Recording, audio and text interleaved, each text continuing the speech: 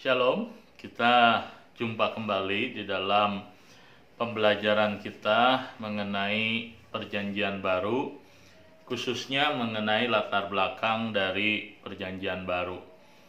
Hari ini saya ingin membahas mengenai satu topik di dalam dunia Perjanjian Baru, yaitu mengenai relasi antara apa yang disebut sebagai patron and client. Nah, jadi di dalam dunia Perjanjian Baru kita ternyata belajar bahwa di dalam hubungan antar masyarakat ada yang disebut hubungan patron and client. Nah, jadi patron dan klien ini adalah sebuah relasi yang memiliki semacam kekhususan yang dipahami oleh orang-orang yang hidup di abad pertama Masehi. Nah, jadi patron itu apa? Nah, patron itu adalah sosok orang yang melindungi atau memberikan sesuatu kepada orang lain, atau orang yang menunjukkan kebaikan kepada orang lain. Nah, ini disebut sebagai patron. Nah, sedangkan klien adalah orang-orang yang menerima kebaikan dari seseorang yang melakukan kemurahan hati, ataupun seorang yang memberikan sesuatu yang bernilai berarti di dalam diri atau kehidupan orang tersebut, yaitu klien.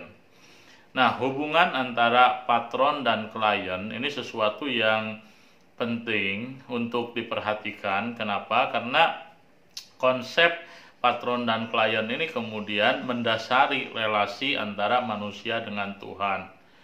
Nah, jadi dalam kehidupan kekristenan kita menyadari bahwa Tuhan adalah pribadi yang tidak membutuhkan manusia, tetapi ia melakukan banyak kebaikan dalam kehidupan manusia. Nah, itu berarti di dalam relasi patron dan klien, Tuhan itu adalah patron.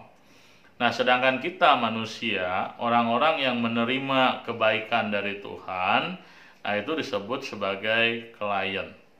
Nah, hanya pertanyaannya adalah apa yang orang-orang abad pertama Masehi pahami ketika seorang patron melakukan kebaikan kepada kliennya.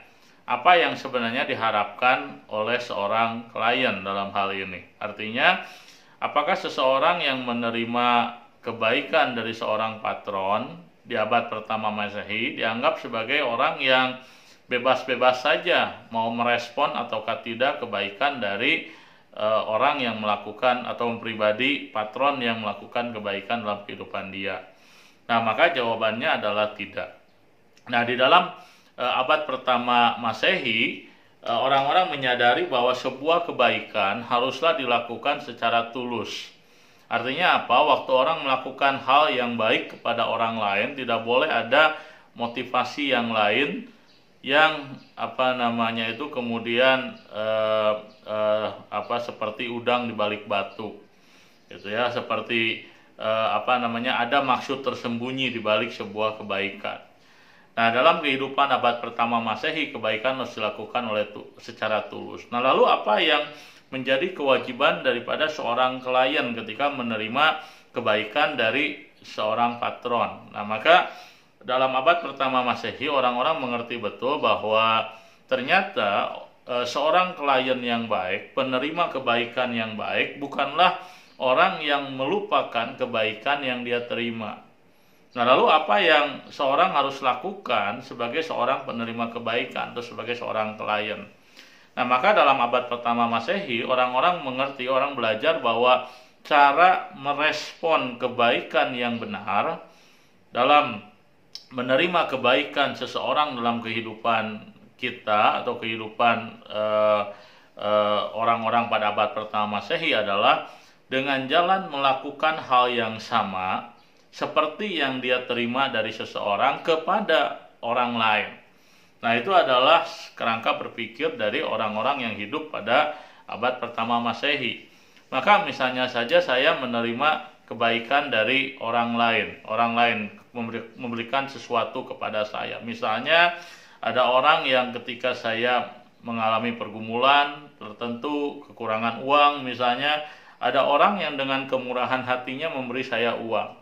Nah, maka respon yang terbaik dalam konteks abad pertama Masehi yang harus dilakukan oleh seorang yang menerima kebaikan orang lain bukan mengembalikan uang kepada orang yang memberi kepada saya, tetapi saya harus belajar untuk memberikan, melakukan hal yang sama kepada orang lain.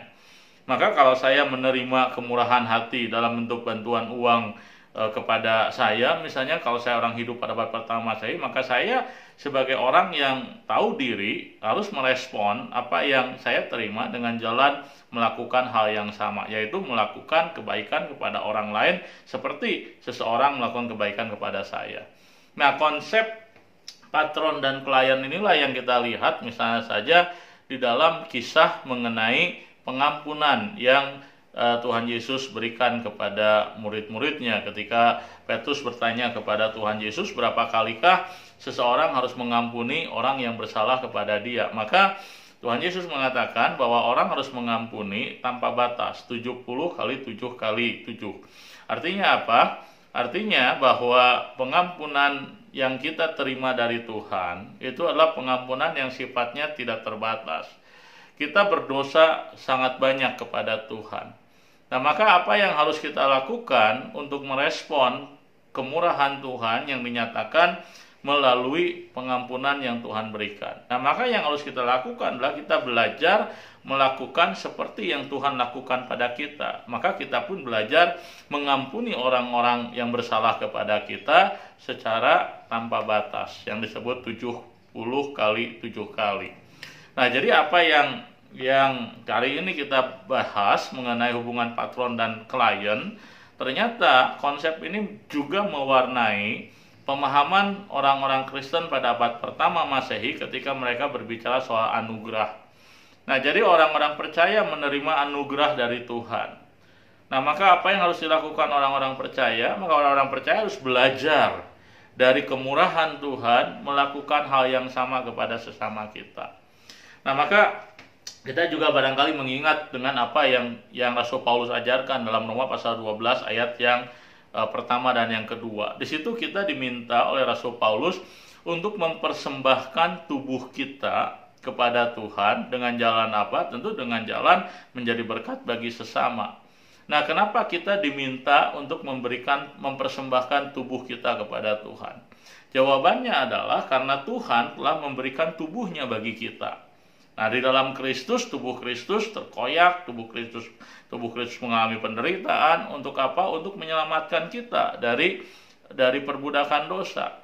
Nah, sama seperti Kristus telah memberikan tubuhnya, hidupnya bagi kita supaya kita bisa lepas dari perbudakan dosa. Nah, maka dalam Roma pasal yang ke-12 kita juga diajar untuk apa? Mempersembahkan tubuh kita, hidup kita kepada Tuhan dengan jalan apa? Melayani sesama, melayani gereja Tuhan. Nah, maka dengan memahami hubungan patron dan klien ini kita menjadi lebih mengerti bagaimana konsep anugerah di dalam Alkitab dibicarakan. Anugerah Tuhan kepada kita tentu bersifat tulus. Anugerah Tuhan kepada kita adalah sesuatu yang murni, yang suci. Tuhan tidak mengharapkan bahwa kita merespon dengan mengembalikan anugerah Tuhan oleh karena kita tidak bisa melakukan hal tersebut. Tetapi tidak berarti bahwa seseorang yang menerima anugerah Tuhan, kita boleh tidak merespon anugerah tersebut. Dan cara merespon yang dipandang paling tepat di dalam Alkitab ataupun dalam pemikiran orang-orang yang hidup pada abad pertama Masehi adalah dengan melakukan hal yang sama kepada sesama kita. Nah, itulah yang kita bisa pelajari di dalam studi latar belakang khususnya mengenai hubungan antara patron dan klien. Dan saya berdoa kiranya melalui pembelajaran yang singkat ini kita boleh semakin mengerti mengenai bagaimana perjanjian baru atau Alkitab harus dipahami. Tuhan memberkati ibu bapak dan saudara-saudari sekalian.